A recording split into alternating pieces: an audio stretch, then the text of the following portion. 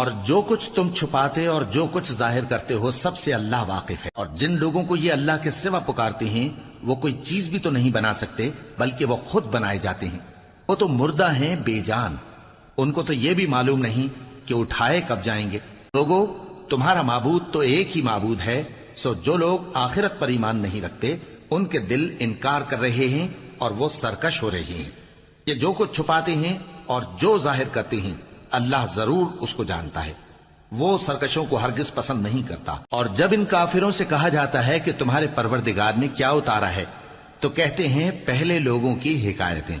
اے پیغمبر ان کو بکنے دو، یہ قیامت کے دن اپنے اعمال کے پورے بوجھ بھی اٹھائیں گے اور جن کو یہ بے تحقیق گمراہ کرتے ہیں ان کے بوجھ بھی اٹھائیں گے۔ سن رکھو کہ جو بوجھ یہ اٹھا رہے ہیں برے ہیں۔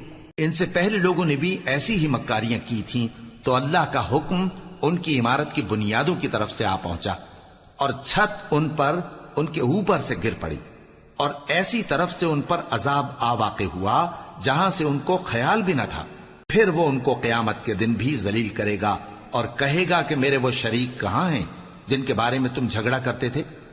جن لوگوں کو علم دیا گیا تھا وہ کہیں گے کہ آج کافروں کی رسوائی اور برائی ہے۔ ان کا حال یہ ہے کہ جب فرشتے ان کی روحیں قبض کرنے لگتے ہیں جبکہ یہ اپنے ہی حق میں ظلم کرنے والے ہوتے ہیں تو مطیع و فرما بردار ہو جاتے ہیں اور کہتے ہیں کہ ہم کوئی برائی نہیں کرتے تھے۔